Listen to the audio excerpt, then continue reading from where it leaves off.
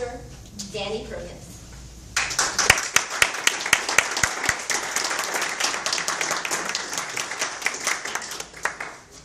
Good morning, Toastmasters. Good morning. How many of you would admit to being blessed by being a multitasker? Okay. How many of you would admit to being cursed by being a multitasker? It really is a double-edged sword, because the same quality that allows you to be so productive and have such variety in your day can also lead you down this rabbit hole of procrastination and absent-mindedness and missed deadlines and half-finished projects.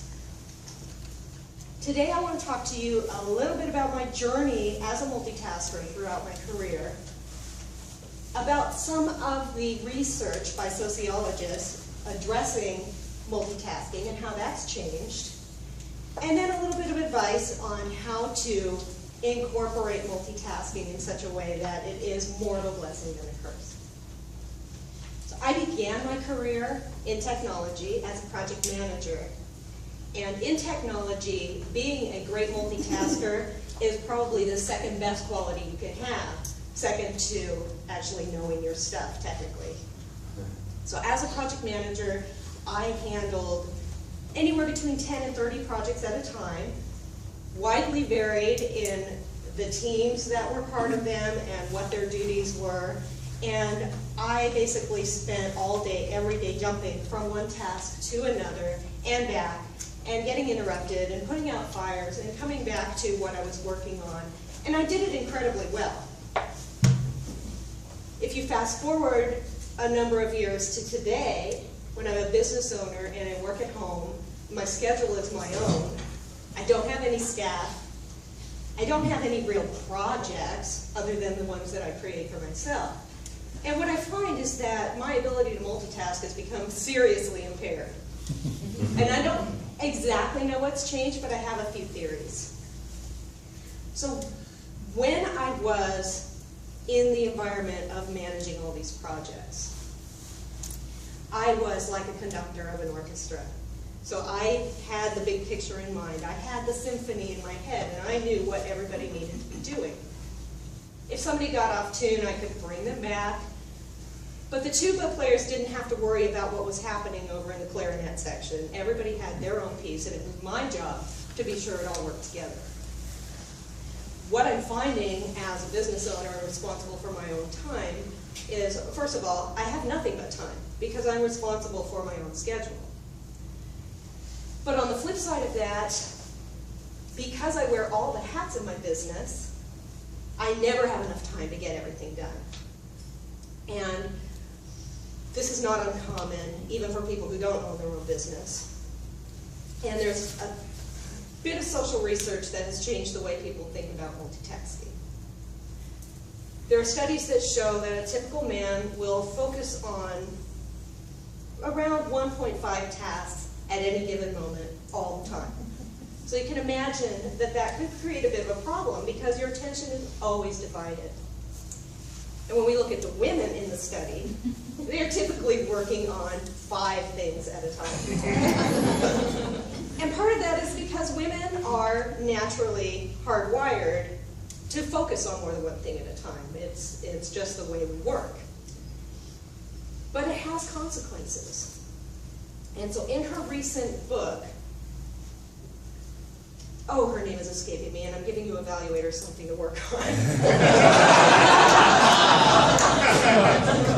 In a recent book called Overwhelmed, the concept of contaminated time was introduced.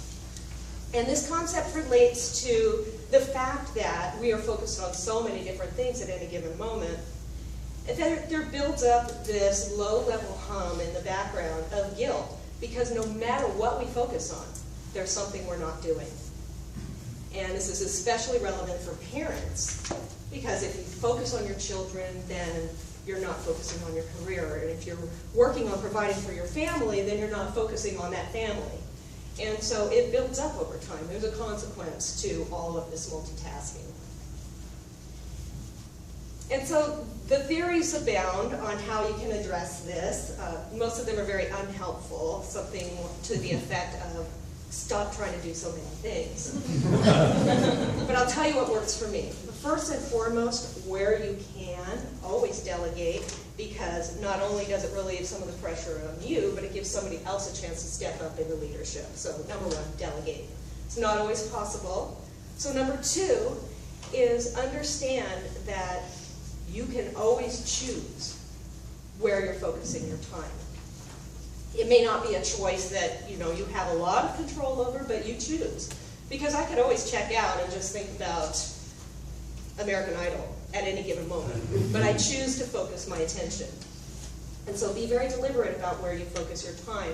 And when you focus it, really focus. So, for example, every Tuesday morning by the time I get home from Toastmasters until noon, I focus on prospecting. That's all I do. So I don't answer email, I don't answer the door, I don't answer the phone, I don't look at Facebook, I prospect. And then at 12 o'clock, when I'm done with that activity, I put it away and I'm done for the week, unless it's a week when I feel like I need to do more of that. So that's taking a proactive approach to it, really scheduling your time with intention. But there are times when you just have to react to what life's throwing at you. And so in those circumstances, if you choose to respond to an interruption, then do that with intention. Because it's never just 5 minutes away and then you'll come back to it. Studies show that anytime you're interrupted, it can take anywhere from 3 to 20 minutes to pick back up where you left off. So understand that if you're responding to an interruption, that's a choice. Choose to really respond. Focus on that, get it done, and then come back to what you were working on. It helps if you try to leave yourself a little trail, some kind of note of where you left off, so it's a little bit easier to get back. But come back, because we have a tendency to, once we've been interrupted, say, oh, okay, I'm done with that activity for the day. I'm just going to go off on this tangent. But you don't need to do that. So focus your attention, be deliberate. When you get interrupted, focus your attention, be deliberate, and come back. And if you follow that for the next 30 days, I promise you that you will find that multitasking will become much more of a blessing in your life. Thank you.